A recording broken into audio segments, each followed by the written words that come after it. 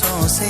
Hello everyone, good morning, welcome back to my channel house wife moon. তোমরা সবাই কেমন আছো? আশা করি ভালো আছো, আমরাও সবাই ভালো আছি। এই দেখো সকালে আজকে এই চা আর মুড়ি খাচ্ছি, কারণ অনেক দিন পরে আজকে মুড়ি দিয়ে নিমকি দিয়ে ঝুড়ি ভাজা দিয়ে মেখে খাবো। আর ওখানে দেখতে পেলে ওটা হলো আমার মাসির শাশুড়ি এসেছে, উনিও চা খাচ্ছিল। তারপরে চা খাওয়ার পরে যে চায়ের বাসনগুলো ধুয়ে নিলাম, ধুয়ে সমস্ত কাজ করে তারপরে কিচেনে চলে এসেছি। আমার শাশুড়ি মা সমস্ত কিছু কেটে বেটে রেডি করে দিয়েছে। আমি রান্না করব আজকে শুক্রবার, নিরামিষ তাই। আর দেখতে পেলে তোমরা ওখানে একটা মিটার বসানো আছে, এরপর থেকে আমাদের আর সিলিন্ডার কিনতে হবে না। ওইটাতেই এই যেমন কারেন্টের বিল উঠে সেরকম ওইটাতেও আমাদের বিল উঠবে, সেটা আমাদেরকে লাগিয়ে দিয়ে গেছে। তারপরে দেখো রান্নাঘর থেকে বেরিয়ে সমস্ত কাজ করে রেখে ছেলেকে আর এত গরম কি বলবো, গরমে কোনো কাজ করতে ইচ্ছেই হচ্ছে না। কি করার, যেহেতু বসে তো আর থাকতে পারবো না, কাজ তো অবশ্যই করতে হবে। তারপরে যে ঘরটর মুছে নিচ্ছি, ঘরটর মুছে সমস্ত কিছু পরিষ্কার করে নেব, তারপরে বাকি অন্য কাজ। এই দেখো আমার ঘর ভীষণ কি বলবো, ভীষণ ছোট আমার ঘরটা, তবুও আমি গুছিয়ে রাখার চেষ্টা করি।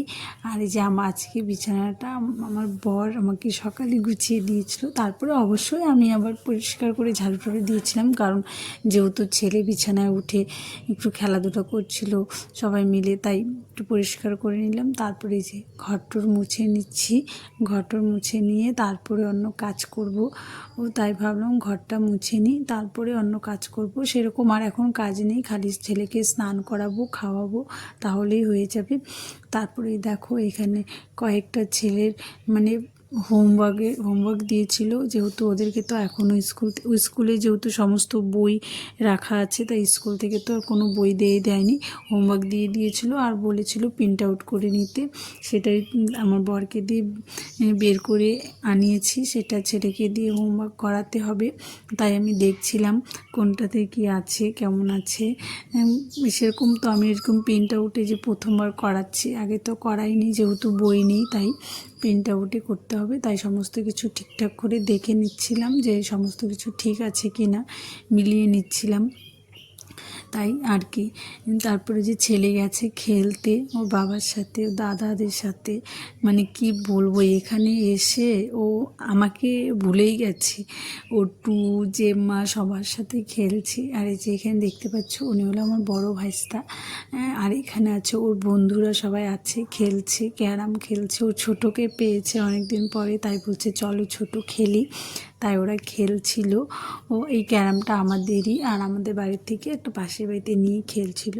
তারপরে সমস্ত কাজ করে রেখে খাওয়া দাওয়া করে এখন বাজে প্রায় 4:30, স্নান করে কেবলই ঘরে এসেছি। আর যা গরম পড়েছে কি বলবো তোমাদের বন্ধুরা, শিলিগুড়িতেও গরম, জলপাইগুড়িতেও ভীষণ গরম, একটুকু বৃষ্টি নেই।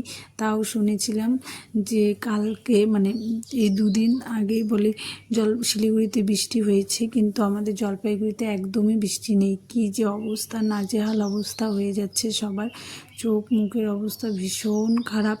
তারপরে দেখো এখন আমরা বিকেলে এই যে 5:30 বাজে, এখন একটু চা খাবো, তাই চা খাওয়ার আগে এই যে চা খাবো, চা করে নিয়ে এসেছি। আর আমাদের 5:30 বাজলে আমাদের চা খেতে হয়, কারণ কি তোমাদের দাদাভাই 5:30 দিকে যেহেতু চা খায়, এটা আমাদের একটা অভ্যাস, রুটিন, তাই চা নিয়ে এসেছি। আর আমার ছেলেকেও আমি দিয়ে দিয়েছি, ছেলেকে বলেছি তুমিও খেয়ে নাও দুধ, ওকেও খাইয়ে দিলাম।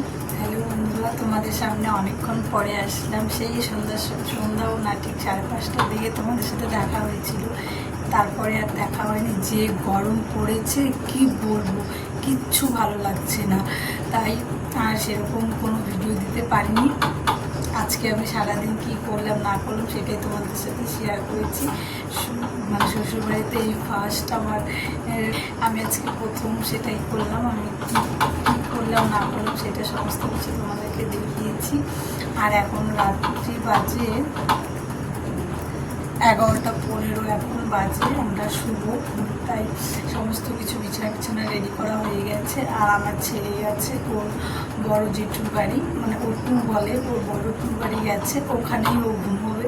কি বলবো। ওর যেহেতু ছোট দাদা ওদের বাড়ি গেছে তাই উনিও গেছে, এখন জানি না কখন আসবে, তাই অপেক্ষা করছি। ও যতক্ষণ না ঘুমোবে আসতে পারবে না, এখন নিয়ে আসলে প্রচুর জেদ করবে, তাই একটু ওয়েট করছি। ফোন করলে তারপরে যাবো, নিয়ে আসবো। আজকে সারাদিনের এইটুকুই ব্লগ। ভালো লাগলে অবশ্যই করবে, ভালো লাগলে লাইক কমেন্ট শেয়ার সাবস্ক্রাইব করে দেবে। আবার আসছি নেক্সট কোনো ব্লগ নিয়ে। সবাই ভালো থেকো, সুস্থ থেকো, টাটা।